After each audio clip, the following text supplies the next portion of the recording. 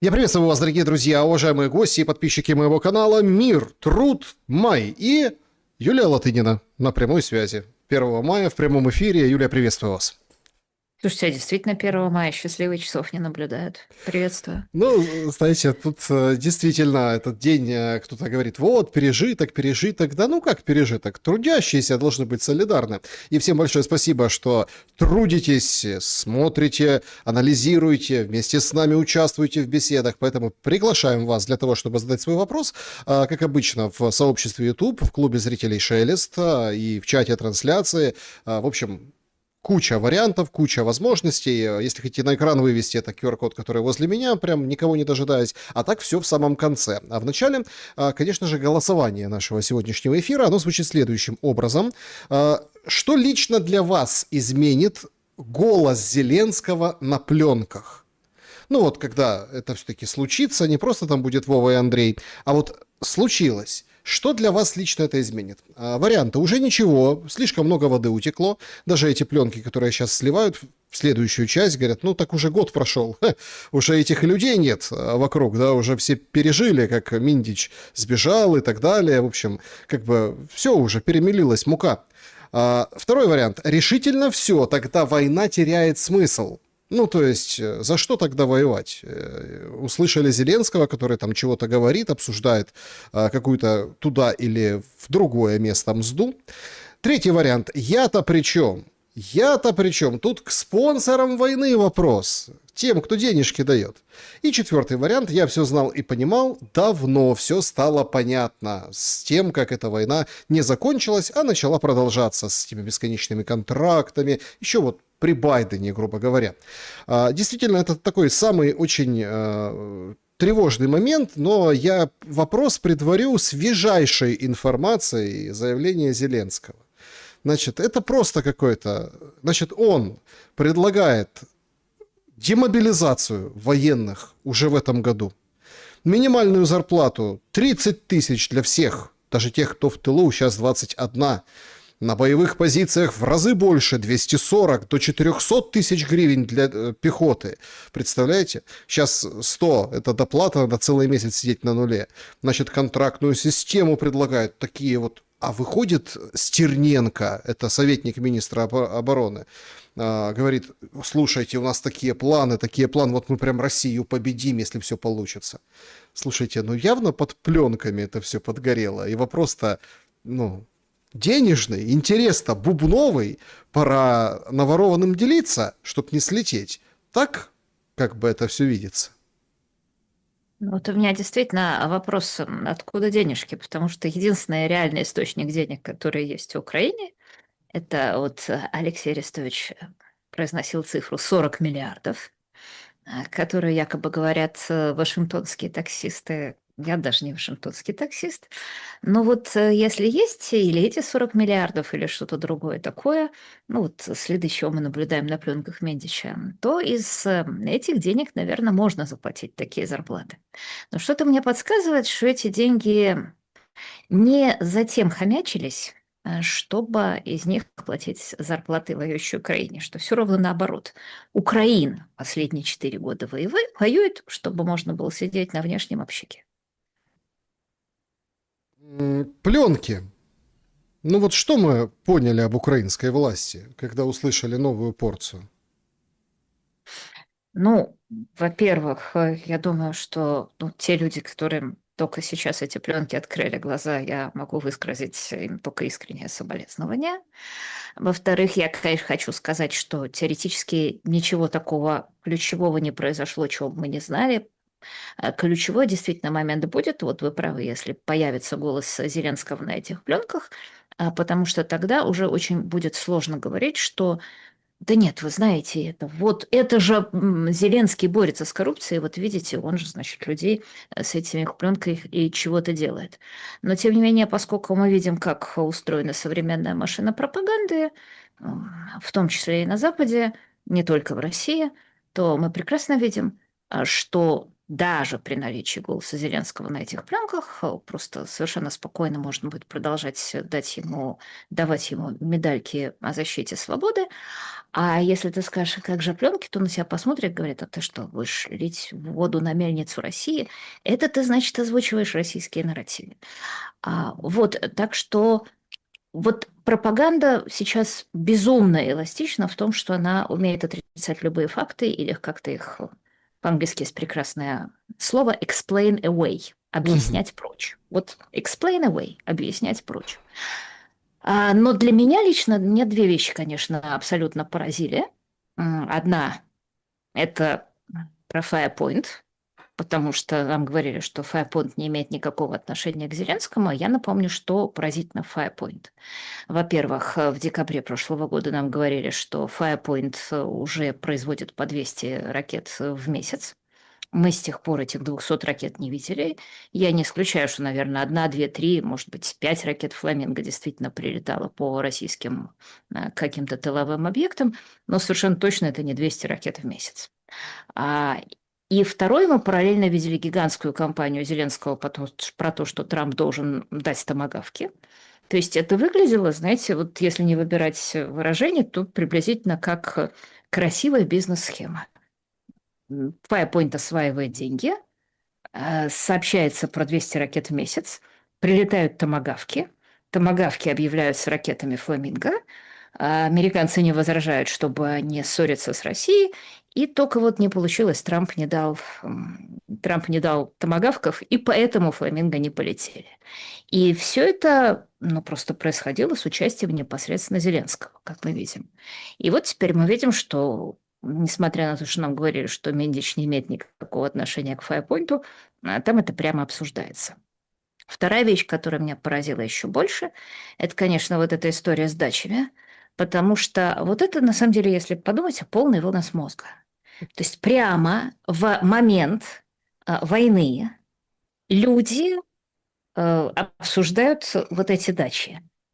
А, Саш, вас что поражает? Вот больше всего в истории с дачами. Вы дадите свой ответ, а потом посмотрим, насколько совпадают наши ответы.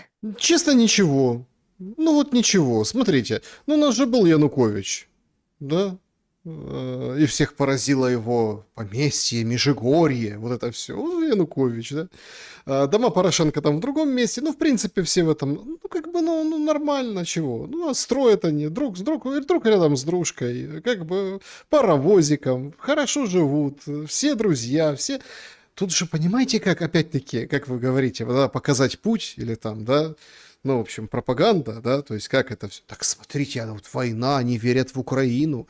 Они вот в Украину верят и хотят тут жить. Понимаете, в чем дело? Вообще, конечно, идиотизм, если так серьезно, то это, конечно, очень и очень выглядит по-скотски. Они уверены в собственной безопасности. Они уверены, что в эту династию не прилетит ни Шахет, ни Герань, ни Искандер, ни какая-нибудь там, какой-нибудь калибр. Вот что меня поражает в этом ключе. Вот, мне кажется, мы почти с вами сошлись, только одно существенное. Вы сказали ключевую вещь. Они уверены в собственной безопасности. Чтобы быть уверенным в собственной безопасности, надо быть не только от шахеда беречься, но быть уверенным, что ты не потеряешь власть. Потому что если ты потеряешь власть, то это означает, что следующий президент, ну, ты же не крупный бизнесмен, как Порошенко, просто придет в этот самый особняк и все покажет, и покажет золотой батон, и покажет золотой унитаз. И это значит, что тот самый человек, который накануне войны имел рейтинг около 20%, уже во время войны считает, что власть его будет абсолютно обеспечена. Обратите внимание, он уверен, что его не попросят уйти европейские партнеры. То есть он уверен, что в то время как публично США и Европа говорят о защите демократии в Украине, он их будет полностью устраивать, причем даже на уровне золотого унитаза. Может, просто все в И доле, самое, Юлия? нет, вот это Ну, самое страшное. Это и есть механизм зарождения этой войны, потому что, во-первых, вернее, продолжение этой войны. И в том числе даже и начало, потому что, во-первых, мы понимаем, что произошло теперь в апреле 22 года, когда в Стамбуле была возможность помириться, потому что я думала, что речь идет только о власти, а теперь мы понимаем, что речь шла о золотых унитазах и о доступе к внешнему общаку. А вторая, самая главная, самая страшная вещь заключается в том, что Запад это не просто устраивает, европейцев сейчас это не просто устраивает, а из-за этого Украина стоит дешевле. То есть, когда вот, собственно, почему сейчас европейцы недовольны Зеленским? Потому что он же хотел совсем не то предложить, что он сейчас предложил. Он хотел предложить украинцам вступление в Европу в 27 году, и европейские партнеры были в шоке, потому что белые господа не затем нанимали индейца за босса воевать с другими индейцами, чтобы пригласить его за стол. Они ему, естественно, сказали, что парень, бусы да, а за стол нет. Но самое главное, что чем больше индейский вождь ворует бус, тем дешевле он обходится белым господам, потому что каждый раз можно ему эти бусы предъявить. Если ты будешь неправильно себя вести, вот тебе будет еще одна пленка, и ты знаешь, вот на этот раз все увидят, что там упоминаются совсем другие фамилии, совсем другие суммы, и все это будет уже на первых полосах, условно говоря, той самой «Нью-Йорк Таймс», которая до сих пор пишет, что Зеленский лидер свободного мира. Бусы становятся с дисконтом. Из-за этого можно покупать всю ситуацию с дисконтом. Мгм. Но это же опасно внутри. Ну, вот это все-таки опасно внутри. Ну, вот представьте, Типа, солдаты видят масштабы воровства. Видят, что их верховный главнокомандующий, это ведь очень важное позиционирование, он там, на пленках, о нем говорят, там, Вова с Андреем, там, вот это все. То есть, у человека вчера дроном убило, как они выражаются, побратима, да, ну, там, или там, ну, товарища боевого. То есть, это ведь абсолютно другая ситуация. Вот то, что мы видим сейчас, это мое впечатление, даже не предположение, а впечатление, это истерика. Это истерика, это реальное следствие того, что у меня было, у меня несколько гостей за последние там несколько месяцев, полгода где-то говорили о том, что ребята в армии там не все спокойно, ну, растет ужасное недовольство, граничащее со всякими разными вещами, нехорошими перспективами. Просто нет этой возможности организовать, потому что, ну, все равно там контроль, это же вроде как война идет, это получается. Есть объективные причины. Но недовольство растет сумасшедшим образом. И, видимо, там просчитали, что недовольство растет, и надо платить военным больше денег. Плюс тогда заткнуться, и вот эти, условно, бусики, которые будут тебя хватать, лупить, смотреть, годен ты или не годен, они станут, ну, скажем так, не вот этими, которые переводят тебя через реку Стикс, да, реку смерти, они станут наоборот великими Робин Гудами. Ходил бедненький, несчастненький там какой-то мужичишка, да, получал 3 копейки, ничего, мы тебя схватим и вперед будешь 400 тысяч получать, в зависимости от задач. слушайте, если удастся реализовать эту схему, так, кстати, как она реализована в России, то, конечно, это произойдет. Я просто не совсем понимаю, откуда взять деньги, тем более, что мы видим, что я назвала единственный реальный источник денег, и что-то мне показывает, что эти прекрасные ребята не продадут свои золотые унитазы, что река течет, я бы сказала, в обратном направлении. Но я должна вас разочаровать. Смотрите, любая война всегда связана с консолидацией общества и особенно армии вокруг вождя. Ну, Какого бы... так вождь не настоящий, царь не Слушай, настоящий. вы понимаете, оно так... Царь не даст, если не сказать слово в другое в рифму.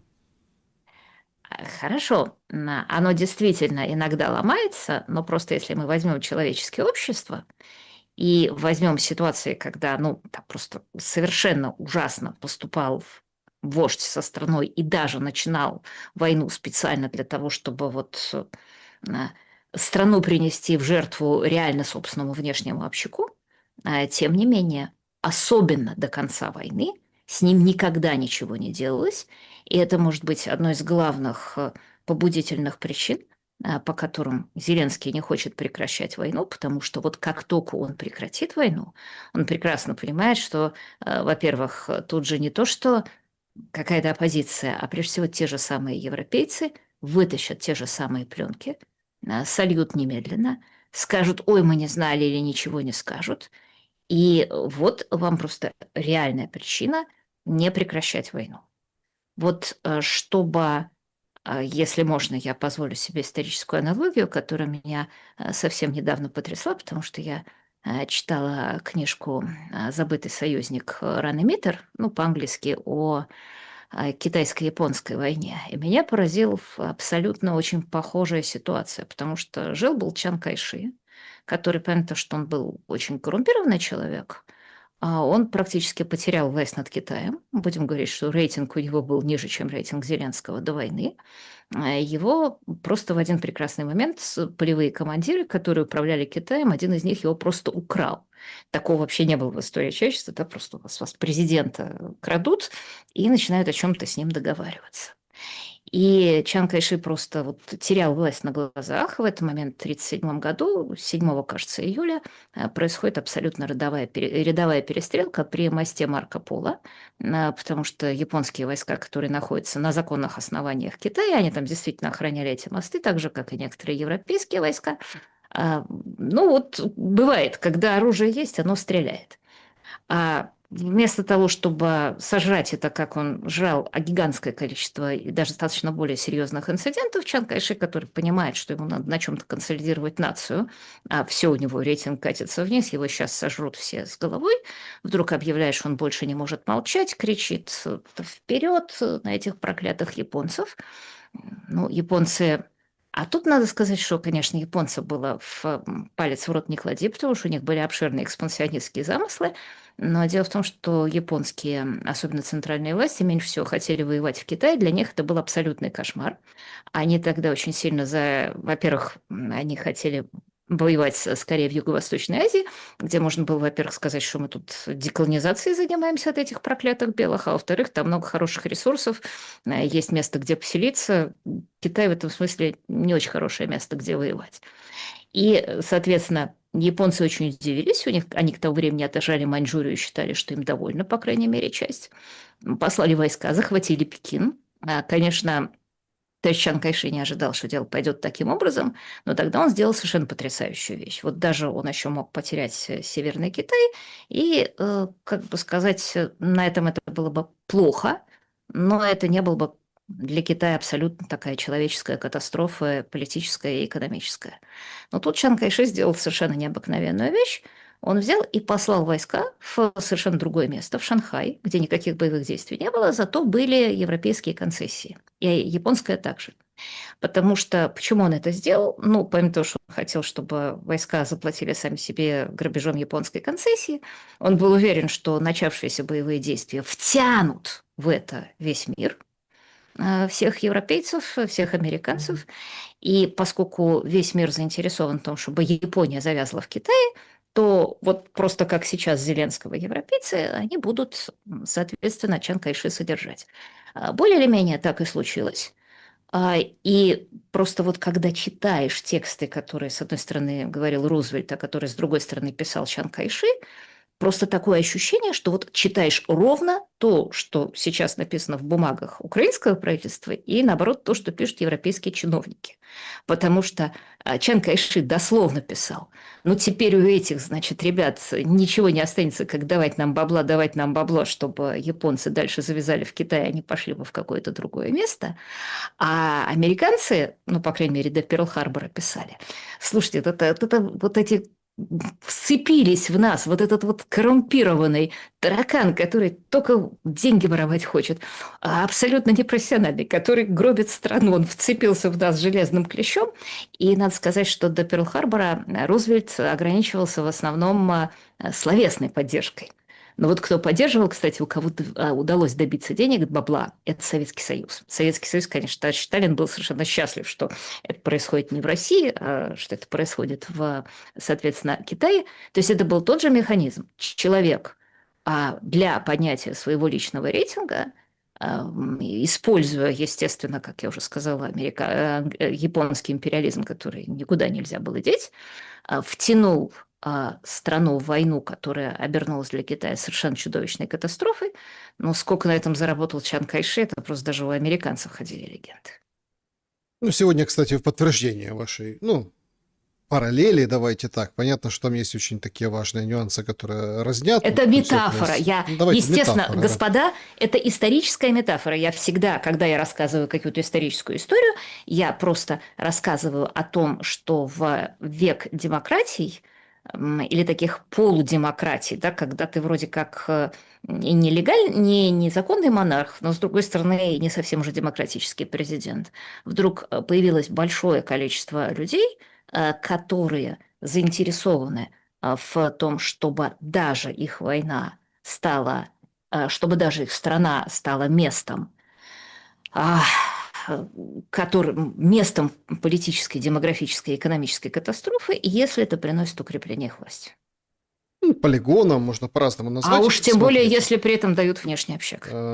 Тут же какая очень интересная как бы деталь всего происходящего. Вот в подтверждение ваших слов сегодняшний материал Financial Times, где не названный, понятный источник, потому что слишком грубо это звучит, говорит, что Зеленскому нужно держать свой рот на замке. Ну как?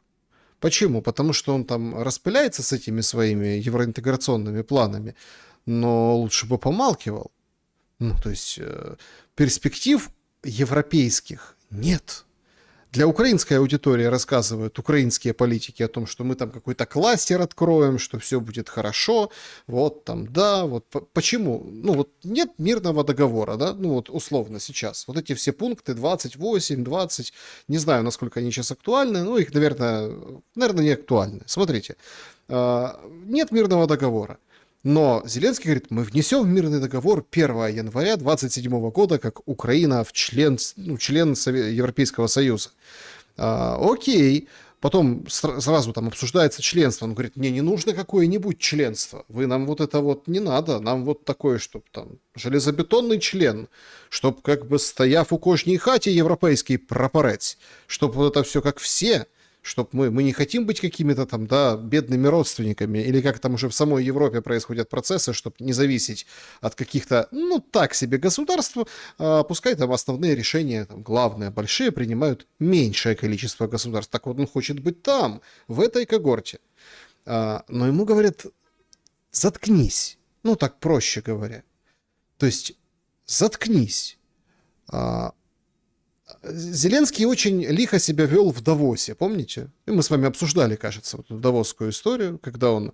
Ну, просто Зеленский, как старуха из сказки о рыбаке и золотой рыбке, он вот сейчас находится в процессе, умудряется поссориться даже с царицей, с владычицей морской, да, вернее, умудряется поссориться даже с последней золотой рыбкой, которая осталась, то есть поссорились уже со всеми, только что поссорились с Израилем, это, я думаю, мы отдельно поговорим, с Трампом поссорились давно, вот осталась последняя золотая рыбка ЕС, и Зеленский, полностью понимая, что ЕС никуда не денется, что ЕС будет финансировать войну, и ЕС будет финансировать войну, он никуда Вот не денется. почему, вот смотрите, суть моего вопроса в чем?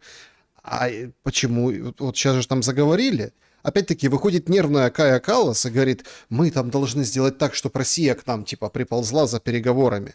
Не мы напросились, а она к нам. Почему? Вот это тоже отражает нам действительность, что там внутри европейские политики говорят, елки-палки, да идите вы со своей войной, со своими вот этими своим Зеленским, давайте говорить с Россией, давайте налаживать связи, давайте договариваться. Может быть, пора договариваться, вот поэтому Зеленского так немножко засовывают под лавку. Не, Александр, я думаю, что здесь вы не очень правы, что в том-то и дело, что сложившаяся ситуация абсолютно идеальна для евробюрократов. На реальном уровне, не на уровне слов. Чем она идеальна? Что именно завышенные претензии Зеленского и тем более Мендичкит позволяют держать его на очень дешевом пайке. А то, что он на самом деле получает очень невысокого качества бусы, в свою очередь, делает невозможным прекращение войны, потому что Зеленский понимает, что как только война прекратится, то даже те европейские политики, которые готовы ему бусы подкидывать, они тут же от него избавятся. А таким образом вот создается такой вечный двигатель, в котором Украина очень задешево уничтожает себя, а европейцы на самом деле, вот когда они говорят насчет того, что мы должны до 2030 года, это же прямым текстом говорится, что до 2030 года пусть Россия и Украина воюют, иначе мы не успеем подготовиться. Мне кажется, что подготовиться они особенно к 30 году не успеют, потому что я не чтобы там демографические тенденции в Европе изменились или, скажем, европейская бюрократия взялась на ум. Но произойдет что? В Америке может смениться президент, вернутся демократы, демократы опять дадут Европе зонтик, и можно будет опять идти и заниматься мультикультурализмом. Кроме того, мне кажется, что сам по себе процесс размещения военных заказов на европейских заводах, он сработает в пользу того, что можно назвать военным кейнсианством, что работало удачно в России. Я была, например, поражена, когда я увидела, что в этом году на 50 тысяч сократили свою рабочую силу немецкая автомобильная промышленность и обещает еще около 20% сократить к 30 году. Но Rheinmetall, тот самый Rheinmetall, который все производит для Украины, он увеличил рабочую силу на 40 тысяч. То есть вот вам просто наглядное военное кейнсианство в истории, когда у вас реально начинает немецкая экономика испытывать достаточно большие сложности, когда у вас по 270 тысяч молодых, в основном немцев, уезжает каждый год из Германии в страны, где не дерут такие налоги и где не такая бюрократия, то вот, пожалуйста, вам на Rheinmetall идите и работайте, ну и ничего, что Volkswagen больше не очень продается. Так это же с Зато пленки, с хорошо будет пленок всё. продаваться снаряды. Так это ж с пленок. Он там они так и обсуждают. Ты туда не ходи, там Rheinmetall, вот мы лучше там где-то американцев запустим, где-то вот это все так же обсуждается, понимаете, в этом всем, в этой всей истории это Минтич с Умеровым разговаривали. Но меня интересует в этой связи другой момент. Так как тогда выглядеть будет война с Россией, о которой все говорят? Ведь вот помимо там есть такие магистральные линии, ну вот, например, там публикуют пленки. Вот вы высказали свою позицию, там что-то короткий поводок условно Зеленского или дешевые бусы или задешево. Кто-то видит... Это дисконт. Ну, дисконт. Это видит, инструмент дисконта. кто-то видит политическую историю. То есть, что типа, вот не будет, ну все. То есть, как бы... Выборов или долго не будет, или если будут быстро по требованию, по звонку условно там, от западных партнеров, то Зеленский там вообще пролетает, как фанера над Парижем после этих всех пленок. Но мне интересует другой момент. Военный и вот этого военного противостояния с Россией, к которому как бы все готовятся и все вот там бьют копытом, что сейчас как повоюем, поэтому вам там, украинцы, держитесь, вот вам еще 3 копейки. Смотрите, это же просто разрушает вот эта коррупция, вот этот блатняк, вот это вот быдлячество, простите за бедность речи, ну а как еще назвать их разговоры вот эти, которые мы слышали, пленки, которые... Вот как их назвать? То есть и на этих ребятах спалилась и Европа в том числе, я к этому веду. А как такая Европа может, извините, там с Россией повоевать и потягаться? Это же серьезный удар. Прежде всего, в глазах европейских зрителей, которые в Европе живут, они говорят, елки-палки, здрасте, приехали. Урсула, кому деньги дала? Ну, Александр, для 90% европейских зрителей просто не увидят этих пленок в существующем потоке информации. В каком Если, потоке? Ну, какая, условно подождите, говоря, в какой французском или поток? немецком телевидении они увидят, что доблестный борец за свободу, президент Зеленский там, получил награду, что, я не знаю, прилетел очередной русский дрон и там, устроил геноцид и так далее, так далее. Или там вот удачно поражен нефтезавод в Туапсе. Вот это они услышат. Они просто физически. Одна из самых важных деталей в мире, где просто очень много информации, это что вы те потоки информации, которые вас не устраивают, вы просто можете переправлять в другое русло, и 99% рядовых потребителей не заметят. Вам даже не надо будет врать. Вы не будете бегать по экрану телевизора, объяснять, что это Мендич говорил не то, это не то, что вы подумали, или это, может быть, там не Зеленский, это как-то придумали. Вы просто это не скажете. Вот я просто посмотрела специально. Вот есть ли хоть один российский крупный оппозиционное независимое издание, которое написало об этих новых пленках и крупный лидер мнений? Ну, насколько я понимаю, нет. Может быть, я кого-нибудь там не заметила. Наверное, «Медуза» должна была теоретически написать, потому что «Медуза», она более ответственно ко всему подходит. Но так я уверена, что вот я просто не заметила ничего. Нету! Нету такой темы. А, Хорошо. То есть вы считаете, Извините, да, возвращаясь к вопросу, как воевать-то будут, как потому что это воевать более будут? важный вопрос, Ну так чем про пленки. европейцы и Смотрите, россияне. европейцы и россияне или украинцы и россияне? Нет, смотрите, я сейчас, давайте так. Я сейчас вот эту тему Россия-Украина и дальнейшая война, мы чуть-чуть отложим. Меня интересует, вот как вы видите европейское НАТО, Европейский Союз, Европейская армия или НАТО без США, да или НАТО с США, почему бы и нет. Вот как вот начинается война против России, о которой все говорят? Вот о которой Медведев вчера высказывался, говорит, там мы не собираемся на вас нападать, отстаньте. Ну, что вы, как бы, мы не хотим. Ну, вас сколько, нас сколько, даже по количеству населения. То есть, ну не выдумывайте. Как ее начнут тогда? Смотрите, первое, на мой взгляд, эта война идет уже сейчас, это прокси-война на территории Украины, и европейских политиков такое положение полностью устраивает по причинам, которые мы обсуждали. Во-первых, я не могу себе представить Россию, напавшую на Германию или что-нибудь в этом роде. А во-вторых, вот сейчас Германия говорит, что она опять будет создавать большую армию.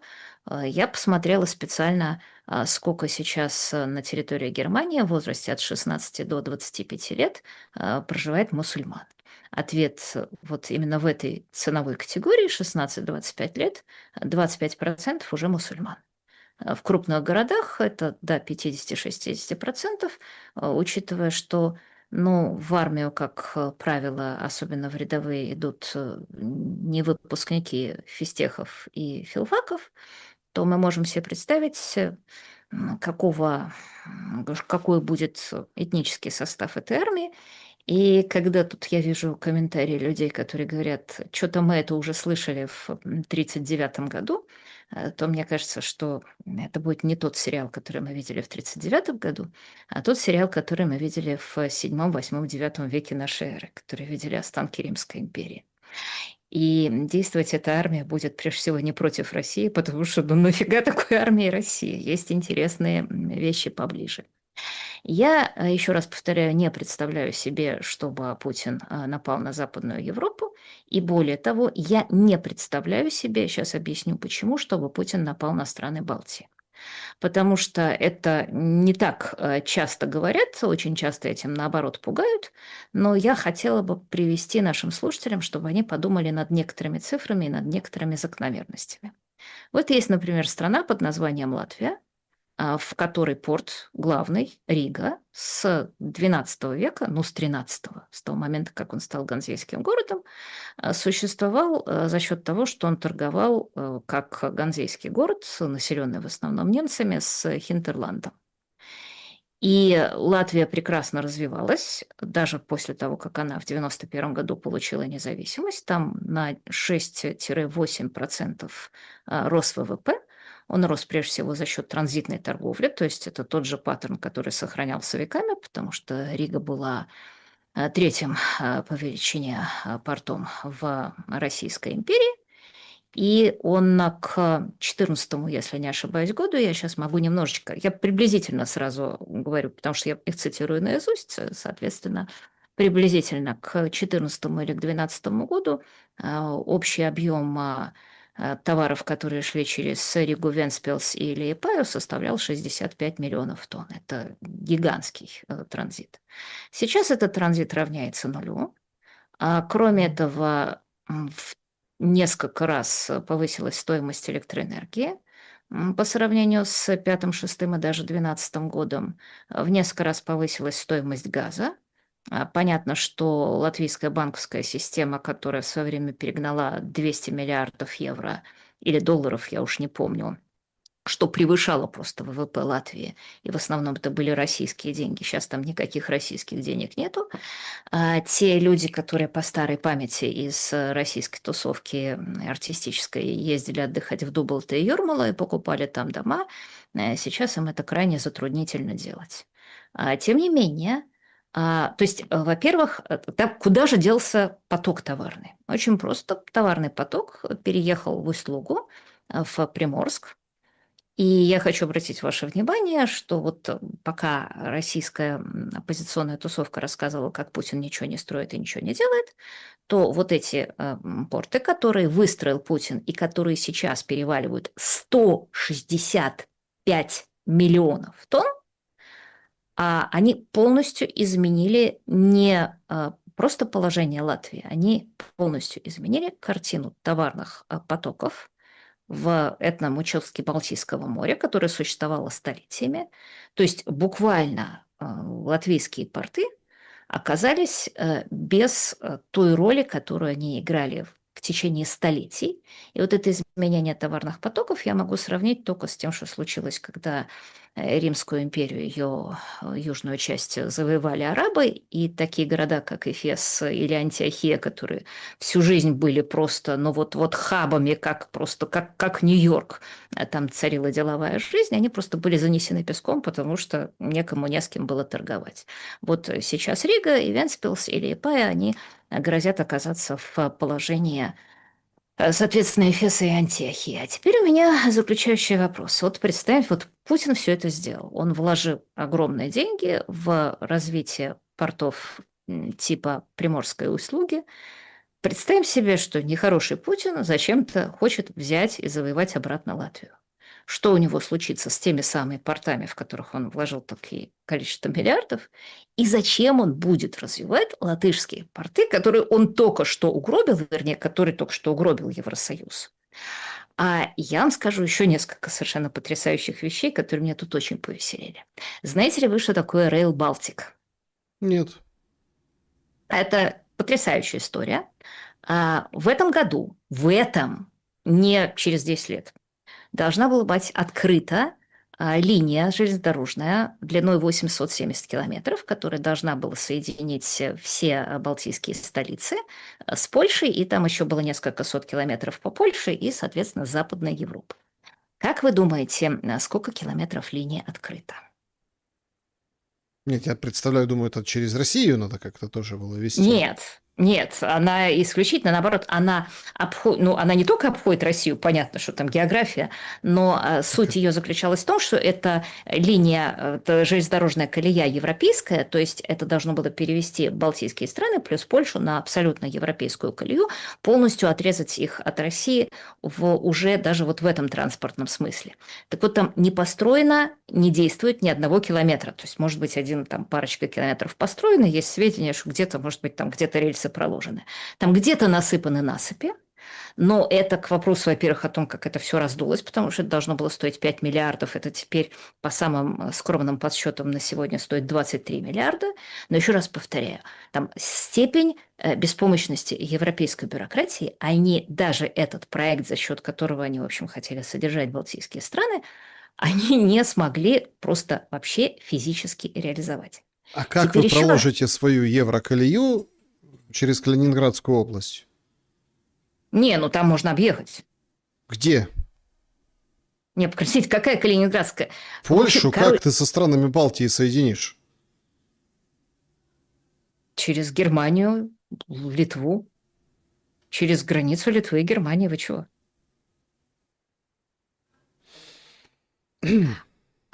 Значит, самое прекрасное.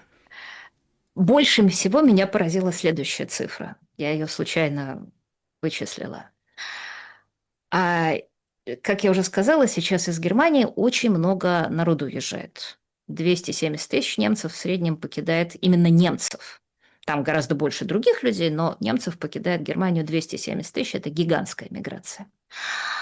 Соответственно, все это квалифицированные в основном немцы, они уезжают из-за высоких налогов. Вопрос, кто приезжает им на смену работать. Именно работать. Понятно, что мигранты приезжают жить на пособие, но есть же еще люди, которые приезжают работать. Это люди из других бедных стран Евросоюза, потому что в Евросоюзе фактически такая система, как в Animal Farm Орвелла. Все животные равны, но некоторые животные равнее других.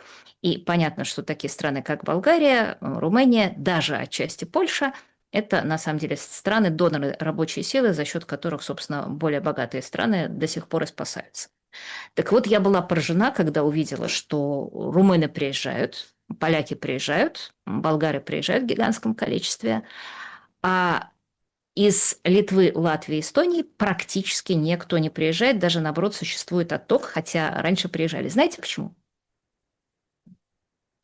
Потому что страны живут гораздо лучше. То есть, с одной стороны, это из-за хорошей экономической политики, а с другой стороны, из-за того, что они получают гигантские субсидии, которые составляют до 12% их ВВП. А теперь внимание, вопрос в студию. Проходит некоторое количество времени. Евросоюза с экономикой, как мы знаем, не очень хорошо. Мигрантам надо платить все больше. Работают нехорошие белые капиталистические сексистские эксплуататоры все меньше. Их физически остается все меньше. В какой-то момент субсидии перестают выдаваться. Где будут экономики стран Балтии? С учетом переставших транзитных потоков, переставших банковских потоков, Ну, с смотрите, учетом электроэнергии, газа. тут такой момент. Это все аргументация, почему Путину не надо захватывать, да? Конечно, да. Смотрите, я тут Это как бы... Путину надо сидеть на берегу и получать Нет, удовольствие. там опасно, понимаете, в чем дело? Мы вот так вот, я так сфокусировал внимание там в районе Калининграда, да, области Калининградской. Понятно, что граница Польши, Литвы, там, да, но как бы анклав это как раз-таки у Путина. И ему, о нем Ну уже, и? простите, о нем уже там поляки заикаются. Говорят, а вот мы тут учения провели, как мы там наши эти 300 бобров, Ну, провели учения. ну, как они захватывают Калининградскую область, понимаете, в чем дело? То есть тут как бы тоже момент такой провокации не стоит сбрасывать со счетов. И вашим аргументом контраргумент. Когда ты не можешь платить, это же вы только что сказали выше в нашем сегодняшнем разговоре, не можешь платить условно субсидии, забревай в солдаты и отправляй там где-то поживиться, понимаете? Ну вот солдату зачем субсидия? Ему там довольствие, а довольствие где брать? Вот как раз и повоюют. Пойдут на Калининград, спровоцируют, пойдут на Россию, там же вот эти пуски по Петербургу. То есть вот в этом, если разрезе, с этого ракурса посмотреть. Смотрите, ну так это же совсем другая история. Условно говоря, мы сейчас разбираем абсолютно сферического коня в вакууме, хотя понятно, что у военных готовы планы на все случаи жизни. Но, допустим, если мы представим себе, что какая-то из европейских стран нападает на Калининградскую область, ну, согласитесь, тут Россию уже трудно будет назвать агрессором по всем законам божеским и человеческим. И мне кажется, ну, просто я считаю, что это абсолютно исключено, что любая из европейских стран предоставит России такой предлог и такую возможность. Но также хочу обратить ваше внимание, вот последнее из моего спича, что вот в отличие от реального нападения, которое, ну, не просто России невыгодно, а было бы очень глупо, учитывая существующие тенденции. Вот как раз все эти рассказы о том, что как Россия сейчас нападет, гибридное воздействие, оно на самом деле России очень выгодно, потому что оно побуждает людей, экономических агентов в этих странах чувствовать себя неуверенно, уезжать из этих стран, начинается воронка падения потребительского спроса и так далее, и так далее. Такое начинается самосбывающееся пророчество. И, конечно, есть еще одна страна, которой очень важно говорить о том, что Россия сейчас нападет. Это Украина. Собственно, я думаю, что вот эти вот дроны, которые летают на услугу, их сверхзадача была как раз вызвать российскую реакцию против стран Балтии. И обратите внимание, что даже не выдержал, и, по-моему, кто-то из крупных эстонских чиновников в кои-то веки сказал, да что это там, наша украинская разведка нам полощет мозги и говорит, что Россия собирается нападать, это все вранье на постном масле. Нет, там не совсем так. Это Зеленский полощет мозги, а эстонская разведка говорит, никто нападать не собирается. Понимаете? Так, Тут я и чуть-чуть, сказала. Я чуть-чуть и не так. сказала. Да. Вообще, поэтому Зеленскому лучше и помалкивать. Ну, хорошо услугу. Скажите, символом чего сейчас является Туапсе? Горящая уже в который раз с этими дождями из соляры, с экологическим ущербом, с этими горожанами, которые в респираторах пытаются как-то там как-то жить, да, понятно, что там сорвано все, и производство, и курортные сезоны, и все на свете, и, в общем, жуткая трагедия и катастрофа, но, ну, как бы символ чего тогда является Туапсе? Анкориджа? Люди хотят там, по крайней мере, оттуда были репортажи, в России хотят, а как это так? Почему нет ПВО, почему не прикрывают? Почему? Что по услуге вышеупомянутой, что по Туапсе, ну, летят прям четко, бьют, как вот прям несколько раз, несколько дней подряд, в течение там 2 недель, бьют планомерно и выносят вот так вот резервуары один за одним, а никто не может ничего сделать и как бы закрыть ни дронами-перехватчиками, ни какими-то ПВО, ни какими-то пулеметчиками. Вроде ж не шибко, ну, такая высокотехнологичная штука летит. Я имею в виду конкретно там эти Людь, да, вот эти беспилотники, которые там, они же летели и до этого, ну, где-то их сбивают, а на Туапсе нет. Почему? Смотрите, она как раз является не символом, а это война. И очень является зримой демонстрацией того, что война в будущем все больше будет переходить роботам. И более того, будет переходить массированно. То есть вот это наиболее удачная стратегия, когда у вас есть дешевые беспилотники, их много, не пролетит там, так пролетит в другом месте. Я откровенно не представляю, как можно от такой угрозы в принципе защититься. Ну, то есть понятно, что можно сбить десятки беспилотников, но несколько, скорее всего, все равно пролетит. Но дело не в этом, а главное дело в том, что да, это зримый показатель того, как дальше будет развиваться война, потому что, очевидно, таких беспилотников будет у Украины все больше. Это, очевидно, одна из главных стратегий Зеленского, что если будет хорошо гореть в России, то, во-первых, будет население недовольно, а во-вторых, это действительно будет серьезное экономическое давление на Путина. Насколько я понимаю, пока это давление с экономической точки зрения не очень серьезно, несмотря на то, что кадры очень впечатляют. Я не могу оценивать реальное количество ущерба, потому что тут, с одной стороны, сразу, как только что-то горит, нам начинают кричать, что все, кислотные дожди, ужас, ужас, ужас. А с другой стороны, официальная российская пресса, которая говорит, не-не-не, все нормально, ничего страшного, то это две стороны одной медали, это две пропаганды, а я не знаю, что происходит на Земле, и мы с вами, в общем, в этом тумане войны не скоро узнаем, насколько велик был дэмэдж. Но понятно, что он сильно отличается от нуля. Вот, но и понятно самое главное, что это то, что будет возрастать, и это основная ставка Зеленского сейчас, и это то, что будет происходить с войной, то, что загоняет ее в тупик, потому что все-таки, если вернуться ко фронту, где все-таки происходит самое главное, вернее, не происходит ничего, то мы видим киллзону, которая распространилась на 50 километров в обе стороны от фронта, и я не представляю себе, как без серьезных там, фантастических подвижек в строении дронов преодолеть вот этот временный технологический тупик. Я не представляю себе, как наступать одной или другой стороне в условиях, когда у вас на 50 километров можно вынести но любые войска, которые куда-то собираются наступать. С моей точки зрения, единственное, что можно сделать, это приступить к строительству массированной роботизированной армии, условно говоря, Скайнета.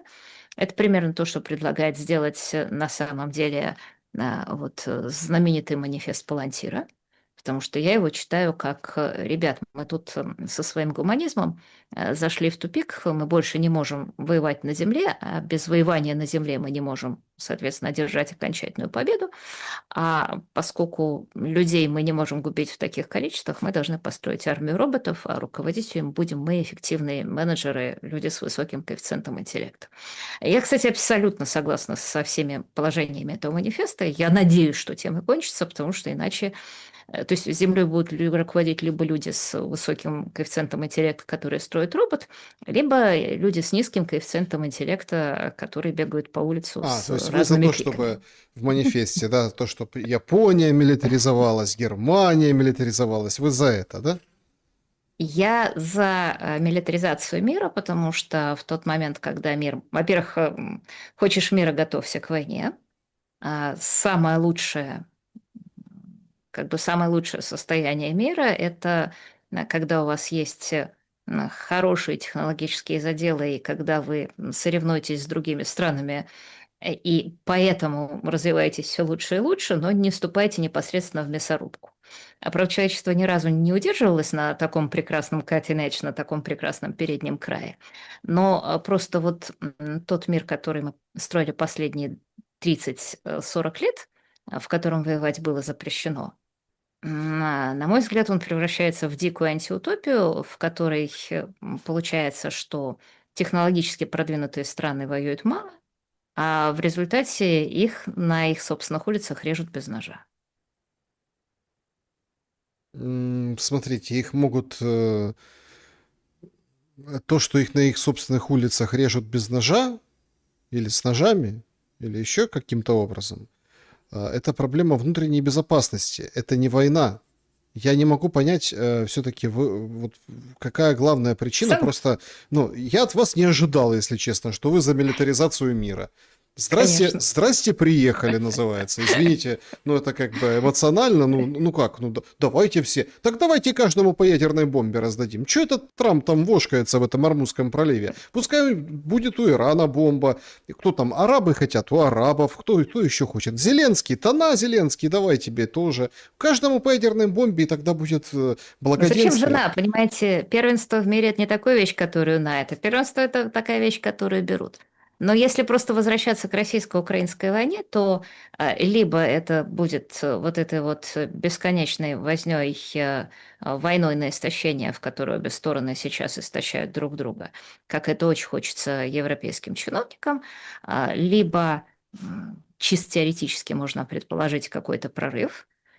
А, Ну, скажем так, для того, чтобы Россия сделала такой прорыв, не надо интернет запрещать, например. А Skynet не построишь, если интернет запретил. Опять-таки, тут же интернет кому запретили? Ну, я, конечно, преувеличиваю. Понятно, Ну, что там все не так. Ну, интернет запретили не тем, кто строит Skynet, но серьезные технологические, серьезные ограничения, накладываемые на свободу информации в обществе, они в том числе не способствуют технологическому прогрессу. так пускай Хотя тогда... я абсолютно Стоп. совершенно согласна, Нет, я что... сейчас Нет, одну исключительно, секундочку, я должна исключительно... важную вещь сказать, что попытки ограничить свободу информации возникают не на пустом месте и не только из-за фобии российского руководства, а на фоне совершенно реальной опасности того, как деструктивные мемы в интернете, в том числе в западном интернете, легко захватывают общество, и особенно неокрепшие умы 16-летних детей, которые начинают думать, а я мальчик или девочка? Наверное, вот, значит, из-за того, что что-то я тут вот не стал миллиардером, значит, наверное, мне надо пол сменить и защищать права палестинцев. Нет, я просто к тому, что, подождите, ну тогда пускай запрещают все, если нас ведет технологический прогресс, к всеобщей милитаризации и жизни на спусковом крючке. Я просто продолжаю вот эту линию нашего разговора, понимаете? То есть тут тоже очень интересно. Раз вот надо же, чтобы произошло что-то, что может это сорвать, да? А что может это сорвать? Ну, только ну, как бы перераспределение ресурсов, чем, собственно, сейчас Трамп в Иране и занимается. Что думаете, пойдет все-таки в сухопутную операцию? Или сухопутная операция это уже вариант, уже все переживали, его не будет. Будет, ну, может, какая-то бомбежечка, одна, две, три. Хотя сегодня вот приходит перед нашим эфиром, буквально пришла информация, что Иран что-то передал американцам. Что непонятно, ну, имеется в виду какие-то предложения. Слушайте, мне очень сложно предсказывать то, что будет, потому что многие аналитики уже обгадились с такого рода предсказаниями. Я только могу констатировать то, что есть. Что Трамп явно, то есть, что Трамп добился значительного количества своих целей и явно бы хотел закончить дело, и не добился своих целей максимум, то есть свержение иранского правительства или расчленение Ирана, условно говоря. И поскольку он понимает, что следующий этап эскалации будет стоить Америке гораздо больше, чем он ей принесет, даже в случае благоприятного исхода, он бы с удовольствием закончил дело миром на любых вполне вменяемых условиях. А с другой стороны, иранское руководство, несмотря на то, что оно находится в явном сложном положении, и там нефтяные скважины переполнены, и буквально там старые бочки мобилизуют, чтобы разливать нефть. И понятно, что эти старые бочки вот-вот кончатся. Но точно так же понятно, что когда ты руководишь авторитарной страной, то вопрос, переполнены бочки, не переполнены, есть у тебя чипсы в магазинах, нет у тебя чипсов в магазинах, тебе на самом деле фиолетово. Ты прекрасно понимаешь, что и без чипсов население обойдется, тем более, что благодаря войне оно больше консолидировано вокруг тебя, чем до. И, соответственно, считаешь, то есть там действуют два противоположные вещи. С одной стороны, экономический дэмидж от двойной блокады наносится Ирану гораздо больше, чем, условно говоря, Соединенным Штатам или европейцам, которые страдают от повышения цены на нефть. С другой стороны, количество этого дэмиджа, который способен абсорбировать Иран, понятно, оно просто на несколько порядков превышает то тот бадхёрт, который испытывает американский потребитель, когда он приезжает к заправке и видит, что там на 2 пенса подорожал бензин. Соответственно, вот эта гляделка, кто кого переглядит. Поскольку обе стороны очень упертые, и поскольку обе стороны любят блефовать, и поскольку обе стороны считают свою упертость очень ценным ресурсом при переговорах и при том, чтобы поставить на коленях противника, то, честно говоря, кто кого переглядит, мне сказать очень сложно. Хотя я надеюсь, вернее, предполагаю, что с большой вероятностью а, Трамп де-факто признает требования о конце производства ядерного оружия, скажет, ну вот это вы тут, что тут вы написали, то и хорошо, то и сойдет. А Иран, громко провозгласив свою победу, опять же, де-факто согласится с существующим положением вещей. Да, значит, друзья, спасибо большое, что подписывайтесь. Подведем итоги опроса и пойдем к вашим вопросам. Значит, что лично для вас изменит голос Зеленского на пленках? 10% я, причем к спонсорам, пускай этот будет вопрос. 10% решительно все, смысл войны растает. 30% уже ничего, много воды утекло. Ну и 51% для меня ничего не изменит, потому что я все знал и понимал давно. Ну так, давайте тогда перейдем к нашей знающей и понимающей все давно аудитории. Давайте с ней пообщаемся. Юлия, пожалуйста, режим Блиц, потому что Ага. вопросов много. Вот. О Чан Кайши постараемся не рассказывать Да, больше. Чан Кайши, он как бы в другой раз, так сказать, поприветствует нас. Поехали, сообщество YouTube. Значит, мнение Латынина и почему Кремль не отвечает за Туапсе или Пермь. Это измена, трусость или сдача государства? Наталья интересуется. А как ответить? То есть, что надо сделать, чтобы ответить? Уничтожение украинской нефтяной структуры, она вся уничтожена. И так, м, что должен был бы Кремль сделать теоретически, это перехватывать все беспилотники, но вот в этом-то и успех украинской стратегии, который заключается в том, что если у вас много беспилотников из говна и палок, то что-нибудь обязательно долетит. Мгм.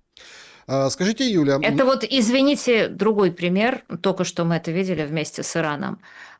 Когда от иранских беспилотников, опять же, из говна и палок, не могли защититься весьма продвинутые американские ПВО, просто потому что их мало, а беспилотников много, и непонятно, куда в следующий раз полетят.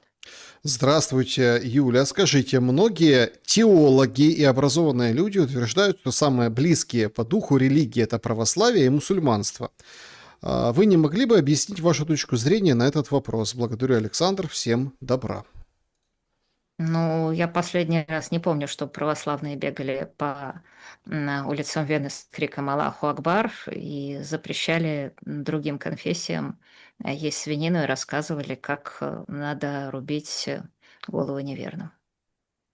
Я как-то особого сходства не вижу. Если наш слушатель видит, то он будет исповедует какой-то очень странный вариант православия. Я, конечно, могу ответить как библеист, Саш, но лучше не надо. Лучше не будем. Оксана, а, Потому что тогда это будет долго, сложная лекция на полчаса. Оксана, все ваши гости на вашем канале, Юлия, как и вы, также вся оппозиция делают заявления, которые звучат так. Россия должна преклониться перед Западом, стянуть с себя штаны и позволить Западу использовать себя, при этом присягая ему и отдавая все свои ресурсы. Все вы продажные маргиналы, которые живут и умирают с фамилией Путин на устах. Вы не раз признавали свои ошибки, Юлия, но публичных извинений за множество ваших оскорблений никто не слышал. Неужели вы не боитесь потерять аудиторию? Российская оппозиция — это собрание фриков, которые смотрят не более 100 тысяч и 150 миллионов россиян. Вот такой какой-то к вам манифест от Оксаны.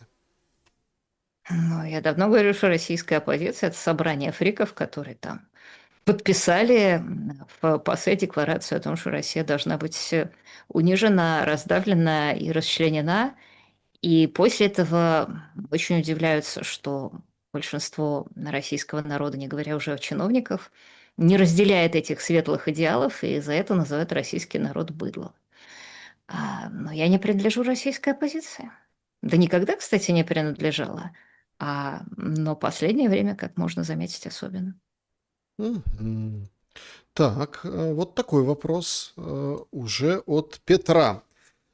Юлия Леонидовна, Россию вряд ли можно назвать цивилизацией, как бы отдельные скрипоносцы на нее это не натягивали. А вот СССР, хоть вы и знатная антисоветчица, имел все-таки задатки на зарождение новой цивилизации или нет?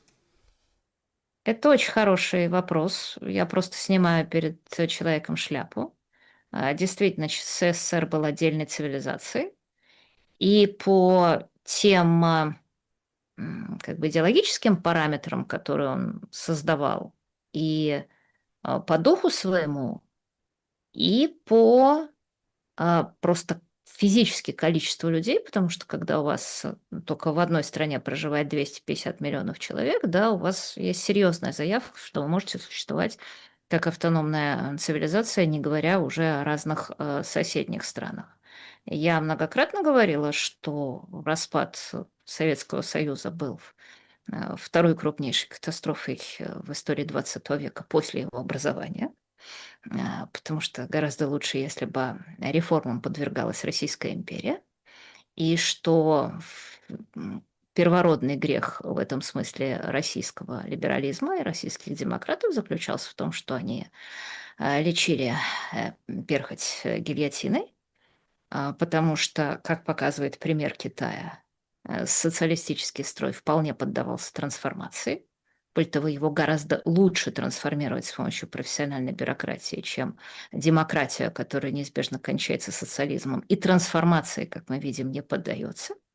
И, конечно, особенно обидно тем людям, которые помнят СССР, смотреть на то, что сейчас происходит на Западе, на вот это сползание Евросоюза в Евросовок, и думаете, так, ребят, ну нам же в 91-м году говорили, что типа вот на Западе капитализма, демократия и рынок.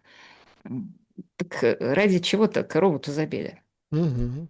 Так, А Митя. реформировать было нельзя? Митя задает вопрос. Привет вам с Ожмеринки. Цель обычного простого человека — выжить во время всеобщего беспредела и полного бесконтрольного поведения хищников. А как это сделать? Каждый сам за себя или в группы объединяться? Всем мира и добра. У каждого своя собственная оптимальная стратегия выживания. Но, кстати говоря, мы хорошо знаем, что как раз когда государство распадается на части, одна из самых эффективных стратегий — это действительно объединяться в группы и кланы, обычно по родоплеменному признаку. Именно поэтому, например, там, чеченцы были настолько успешной криминальной силой в 90-х годах, когда то же самое государство распалось, а родоплеменные связи оставались. Как известно, на записи Минтича озвучивают ресурсы так называемой «соросятни», то есть глобалистов. Может ли быть, что это является давлением на Зеленского, чтобы он ни в коем случае на мир не шел? Тиминян. Ну, я думаю, что так это сложно не работает, но я еще раз повторяю свое утверждение, что чем больше подобных пленок возникает, тем больше происходит совершенно поразительная вещь. С одной стороны, европейские политики, дающие Зеленскому деньги, продолжат их игнорировать и будут выглядеть, ну, в глазах думающих людей фарисеями, которых они являются. А с другой стороны, именно это позволяет сделать так, чтобы Зеленский воевал с дисконтом, воевал за гораздо меньшие деньги, тратил русских в войне против русских, потому что, ну, если бы Зеленский был белый, чистый, пушистый, это, кстати, Алексей Арестович прекрасно формулирует, то он бы хотя бы денег больше попросил. Мгм. Так, Александра вас разоблачает. Почему вы, Юлия, когда хотите, говорите о том, что одних индейцев наняли воевать с другими за бусы, отделяете себя из этой ситуации? Разве вы не тот самый индеец, который получает гранты, бусы? Или что? Или то, что ваши доходы через эстонские юрлица с 22 года до 300 тысяч долларов, это не имеет значения? На 23 год структуры там МТЮ, ОЮ, Латынина, в общем, в Эстонии могло пройти около 750 тысяч евро. Так вы индеец, Юлия, или нет? Я сильно сомневаюсь насчет 750 тысяч евро, но я вот просто реально не знаю. Но в любом случае все, что происходило, это были либо Patreon, либо YouTube. У меня нет никаких других доходов иных. Я даже не могу опубликовать сейчас свои книги в России, хотя несколько уже написано. Ой. Если наш слушатель реально думает, что человеку, который говорит то, что говорю я, дают какие-нибудь USAID гранты, то мне кажется, что ему нужно сходить в аптеку и что-нибудь принять. Именно, я, кстати, обращаю внимание, что именно первый признак независимого человека заключается в том, что независимый человек может менять свое мнение в зависимости от фактов, как он их видит и как он их понимает. Нет ничего удивительного и странного в том, чтобы изменить свое мнение. Вообще наука так действует, знаете, вот люди думали, что Земля плоская, а потом некоторые поменяли свое мнение. Конечно, можно сказать про Коперника, что он Переобулись. переобулся. Переобулся, вот Коперник переобулся. Да, Эйнштейн тоже переобулся, другие переобулись. Но я хочу сказать словами Хора в известной трагедии Антигона, нет ничего плохого в том, чтобы поменять свое мнение. С моей точки зрения, гораздо более подозрительно, если человек, когда он видит новые открывшиеся обстоятельства, ему продолжает настаивать на своем прежнем мнении, вот тут и возникает впечатление, что он от кого-то зависим. А если человек свое мнение меняет, это как раз показывает, что он ни от кого не зависим, кроме как от фактов.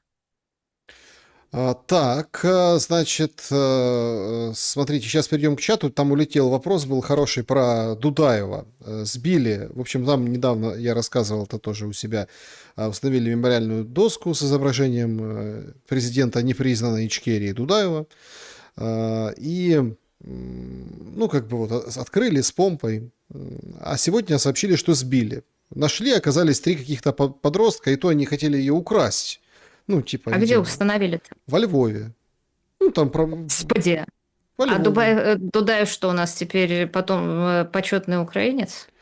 Ну, смотрите, там вообще парадоксальная ситуация. Дудаев во Львове учился, во Мгм. Львове. Он стал во Львове советским офицером. Он заканчивал А, там авиационный очень институт. показательно. Потрясающе, не знала, да. Понимаете? И вот там сбили вот эту историю, и вот об этом спрашивал там пользователь, что сбили, то есть по поводу Дудаева, ваши отношения к Дудаеву, ну, в общем, такие вещи. Так А, вопрос. улетел вопрос, точно не сформулирую, но отношение к Дудаеву, насколько я запомнил. Отношение к Да, Дудаеву да, очень да. простое. Россия даже согласна, даже разбитая, растерзанная на части Россия в 91 году, которую Ельцин унес и положил себе в карман, потому что, ну, как бы ему было важно оторвать кусок, если он не мог завладеть целым. Тем не менее, являлась, согласно всем международным законам, единым и неделимым государством, которое имеет право охранять свои границы. И мне как-то очень странно, что те самые люди, которые, например, утверждают, что Россия никоим образом не должна была заботиться, и вообще никто не имеет права задавать вопросы о том, что происходило с русским языком в Украине, а вот те самые люди почему-то считают нужным отстаивать тезис о том, что обязательно надо было даровать независимость Чечни, в которой, как мы видим по примеру окрестных земель, наверняка был бы построен Марот Кавказ, что-нибудь типа ИГИЛа, террористическое государство, которое, скорее всего, попыталось бы продолжать исламскую экспансию на соседние земли. А, Так, вопрос для Юлии. Кто режиссер Бонни со смайликами? Я так понимаю, что это ситуация, когда Боня пришла к Соловьеву на эфир. Как вы думаете? Но я думаю, что Бониада началась раньше, с того момента, когда Боня э, сказала все, что она думает по поводу пертурбаций с интернетом, и поскольку ее слова задели огромное количество людей, нашли отклик живой, и поскольку эти люди являются в том числе абсолютно законопослушными россиянами и даже коренной аудиторией и ядром поддержки Путина, то, соответственно, вот так вот полыхнуло. Что касается Соловьева, мне кажется, что просто его популярность падает, и он немножечко, как Зеленский, занимается троллингом. Да, то есть это дешевый способ поддерживать свою популярность за счет того, что ты говоришь гадости по поводу того, кто в данный момент возник на радаре. Ну вот он это сказал, чтобы обсуждали Соловьева, а не Боню. Но в результате немножечко перебрал. И, то есть, собственно, продолжал извлекать из этого пиар-выгоды.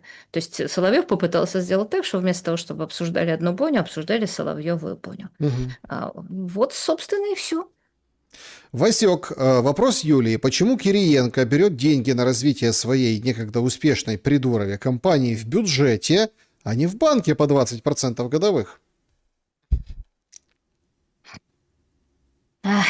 Я считаю, что все, что в России творится с интернетом, это, как я уже сказала, очень печально, потому что в России есть прекрасный мессенджер Telegram, который создал, между прочим, российский гражданин. Я не знаю, правда, сейчас у Дурова осталось российское гражданство или нет. Был замечательный ВКонтакте, были замечательные Одноклассники.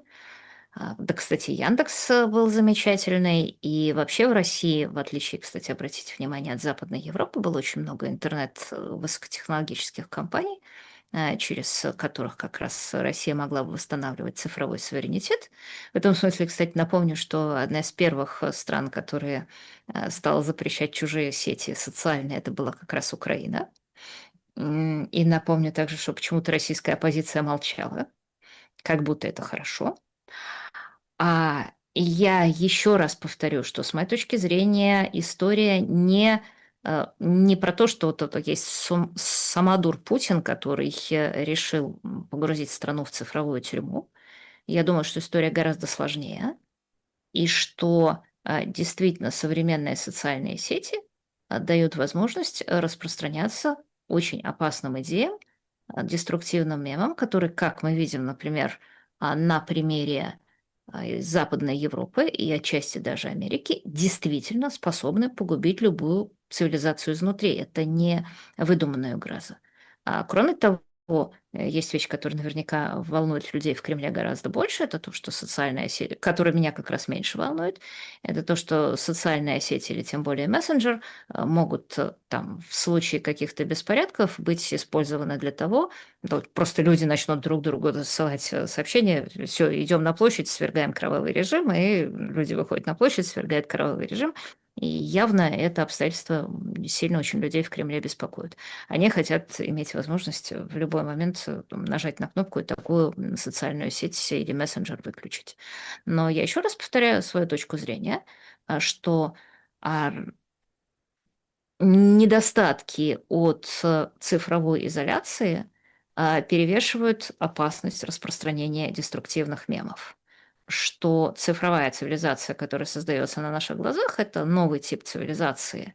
И пытаться от нее отказываться или пытаться какие-то куски ее обрезать, это все равно, что, допустим, отказаться от плавки железа со словами, а вы знаете, вот тут у нас раньше было каменное кайло, и оно тоже вполне сойдет. Очень короткий вопрос меня наверняка спросят, а как же Китай, который изолировался? В Китае, во-первых, это строили с самого начала, а во-вторых, в Китае 1,5 миллиарда человек. Если бы в России, как у Менделеева предсказывалось, жило бы сейчас 600 миллионов человек, если бы не было революции, гражданской войны, всего остального и распада Советского Союза, и, соответственно, вот той войны, которую мы обсуждаем сейчас, и которая явилась результатом его распада, то с 600 миллионами можно было бы строить все, что угодно. Так, тут, смотрите, друзья, сейчас следующий вопрос. Тут мне вот пишет пользовательница, где вот так, Дудаев служил в Украине, в Полтаве, занимал должность, Шелест, ты врешь, он закон... Где там? Сейчас улетело.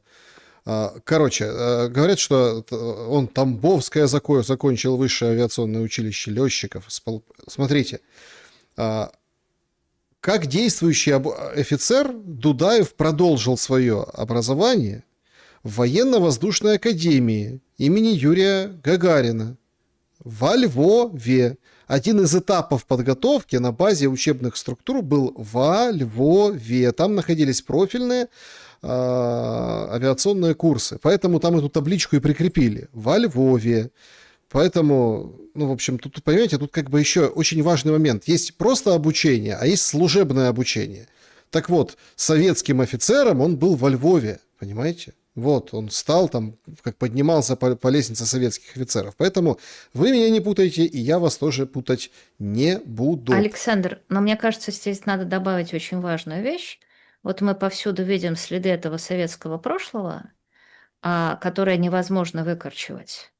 И, естественно, вот задаешь себе вопрос, а если бы не распад Советского Союза, то вот Джохар Дудаев продолжил бы быть бравым советским офицером, который продолжал бы служить той стране, которой он давал присягу, и перед ним никогда не встало бы тяжелого выбора, который привел его, соответственно, туда, куда привел.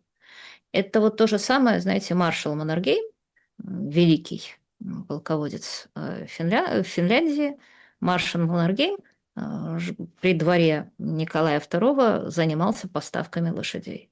Вот если бы не 17-й год, не революция, не гражданская война, то маршал Маннергейм, ну, может быть, был бы просто более-менее средним историческим деятелем Российской империи, может быть, стал бы знаменитым полководцем, но Российской империи. Вот именно это и есть трагедия, когда распадается держава, то потом оказывается рано или поздно, что куски этой державы воюют друг против друга, и кто бы ни выиграл, вот все бывшее целое несет страшные потери. Сергей, нравится ли Латыниной метод журналистской работы, как делал на Украине Шустер? Каковы плоды труда над населением? Вот такой вопрос. Но я не смотрела Шустера, поэтому ничего не могу сказать. Угу. Фальшивите вы про Дудаева, Татьяна говорит, и Чечню. А как же право наций на самоопределение? Почему чеченцам нельзя? Если бы чеченцы смогли отстоять свою независимость, России пришлось бы с этим смириться. право нации на самоопределение и право государства на сохранение своих границ. Понятное дело, это два принципа международного права, которые противоречат друг другу. И, как мы видим, за последние 20-30 лет закон что дышло, каждый раз, м, каждый раз, когда по каким-то причинам, условно говоря, мировому общественному мнению важен именно тот или другой исход, то вспоминают либо о праве государства на защиту сохранения своих границ, либо о праве нации на самоопределение. Мне кажется, что причина, по которой вспоминают одно и не вспоминают другое, обычно не имеет никакого отношения к здравому смыслу. Она, как правило, конкурентная, она, как правило, фарисейская. Я обещала не рассказывать про Чан Кайши, но можно я все-таки расскажу одну маленькую Так вы уже, историю, вы уже которая... рассказывали сегодня. Да, нет, я могу сказать, это история, которая меня потрясла. Знаете ли вы что-нибудь о народе Игба? Игбо – это этническая группа в Нигерии, это христиане, это этническая группа с самым высоким в Африке коэффициентом интеллекта. А когда Игбо эмигрирует в Америку, то, значит, соответственно, средний коэффициент интеллекта в группе 94-105. Это очень высоко. 65% эмигрировавших в Америку Игбо – это врачи, учителя, инженеры, которые имеют дипломы по сравнению с 30% среднестатистического американца. Это одна из самых успешных, если не самая успешная этническая группа в Америке. И поэтому, когда вы слышите об успехах нигерийцев в Америке, то знаете, что вы просто всегда слышите об успехах именно Игбо. Соответственно, почему я об этом рассказываю? Потому что Игбо после того, как их чуть не перерезали в 1966 году, провозгласили независимость. Это называлась Республика Биафра. Вот в соответствии с той самой правой нации на самоопределение. После чего международная общественность, которая у нас так иногда любит защищать права нации на самоопределение, не обратила на это никакого внимания. Великобритания помогала центральному правительству Нигерии, кончилась войной и блокадой, в которой погибло до 3 миллионов человек, после чего Игма были буквально экономически уничтожены, потому что у всех беженцев были, естественно, отобраны имущество. И там была еще такая потрясающая история, что каждому Игба оставили по 20 фунтов стерлингов на его банковском счету. То есть просто обнулили все сбережения. Несмотря на это, естественно, Игба сейчас снова являются самой успешной в экономическом отношении группой жителей Нигерии. Если вы слышите, что где-то перерезали христиан, то это в нигерийской деревне, то это почти всегда перерезали Игба. Как я уже сказала, это фантастически успешная экономическая группа в Соединенных Штатах. Это очень высокий коэффициент интеллекта. Но меня сейчас, кстати, который, видимо, отбирался вот именно в связи с земледелием и торговлей веками, но сейчас меня интересует просто вот тот маленький факт, что та международная общественность, которая так беспокоилась о чернокожих жителях Родезии и чернокожих жителях ЮАР, и считала, что вот они должны иметь самоопределение и независимость. Они почему-то совершенно не заботились по поводу Игбо, которые подвергались страшнейшим утеснениям и погромам. Видимо, в первую очередь потому, что Игбо, так же как израильтяне и некоторые другие успешные этнические группы, имеют обыкновение решать проблемы сами. А какую проблему Израиль Международная решил общественность... сами? Подождите. Нет, ну, скажем, Хамас все время говорит, мы жертвы, нам надо помочь. Израиль не говорит, мы жертвы, Хамас? нам надо помочь. Израиль не говорит, мы жертвы, тогда надо помочь. А откуда тогда столько тыканий? Ну, подождите, а почему тогда не ведут себя Я имею в достойно? виду, что... Нет, я имею в виду, стойте, что... стойте. Это очень Александр, интересный момент. я имею в Значит, виду... Израиль так не говорит, но гоняются за Такером Карлсоном всех плюс-минус людей публичных, что вот вы тычут пальцами, вы антисемиты, обнуляют, лазят там через искусственный интеллект, влазят, блокируют, лупят тени. Это сейчас тема, ну такая достаточно раскрученная в Америке. Пользователи соцсетей соцсетей. Наоборот, только скажешь слово там что-то про Холокост, все, ну так аргументируйте достойно, ведите себя достойно. У нас даже, вы понимаете, в Украине даже семитский закон приняли. 8 лет тюрьмы. Зеленский как Ну, бы еще бы его подписал. Азов был соблюдать, да, конечно. Вы Нет, представляете уровень смотрите, абсурда? И сразу говорят, а давайте сделаем украинофобский закон, чтоб типа, а то у нас получается антисемитизм, да, а вот надо ж украинофобию тоже вводить. Поэтому тут как бы сами, кто жертва, кто плачет. Ну, извините, я вот сегодня подалека послушал, так там вообще в России полное туапсе, у нас не будет замещения населения никем, роботов привезут. Роботами заменим, с искусственным интеллектом. Вот они нам будут дороги строить, там все, а мы будем, украинцы, наслаждаться перемогой. Так, понимаете, кто тут жертва, кто тут герой? а в случае Израиля и, допустим, сектора Газа, я просто имею в виду, что вот есть УНРВА, агентство помощи палестинским беженцам, которое имеет которое имело 2 миллиарда бюджет, которые в основном-то, собственно, и уходили на строительство ракет, подземных туннелей и так далее, и так далее. И что вот раз за разом, кстати, это и касается непосредственно Украины и политики Зеленского, раз за разом мы видим просто два разных типа политиков. Есть очень популярное современное направление, когда ты говоришь «я жертва», поэтому мне все должны, и поэтому мне все позволено, и обязательно всегда рядом есть леваки, обязательно всегда рядом есть какие-то добрые люди и НКО, которые в большом количестве осваивают деньги на помощь жертве. И есть люди, их обычно называют фашистами, отменяют, которые говорят, ну, знаете, мы как-нибудь сами справимся. И леваки и НКО им не помогают, и по этому поводу, собственно, и называют их фашистами. Вот я просто обращала внимание, что их бы, несмотря именно в силу того, что люди справляются со своими проблемами сами, им типа вам никакой независимости, вам не положено, идите в баню, вы не жертвы. Да, друзья, всем большое спасибо за то, что побывали на нашем прямом эфире. Юлия, благодарю за время и мысли. Ну и, конечно, с Первомаем. Ну, почему бы не поздравить людей с Первомаем, хотя, честно говоря... Хотя, знаете, по-моему, даже был какой-то языческий праздник. Очень милая была вещь. Вальпургиева ночь вчера была. Ну вот, прыгали через костер или еще что-то в этом роде. Да, друзья, ну вот такая, какая ночь и полнолуние еще сегодня там какое-то особенное говорят. Поэтому, друзья, в эти сложные разные времена берегите себя. Что ж мы не поговорили даже о том, как Зеленский обрушился на Израиль. Как-то мы, по-моему, очень важную вещь пропустили. Так, ну, а что? Ну, то есть Израиль же сдал назад, хотя там, правда, говорят, это зерно с оккупированных территорий украинских все-таки выгрузили. То есть, Нет, получается... смотрите, там не совсем да? Израиль сдал назад, а там есть вот в Израиле вот эти вот самые активисты, вот эти самые НКОшники.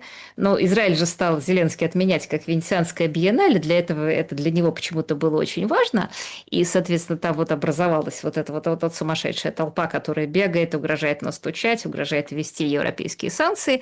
Я, конечно, думаю, что это было в основном там частично желание поссориться с Израилем из-за Мендичгейта, чтобы точно Мендич был в Израиле неприкосновенен. Возможно, там Хорошее была идея... предположение, да. Да, я думаю, что там не забывайте, что там же вот стали в Израиле прилетать беспилотники, которые раньше были только на российско-украинской войне замечены.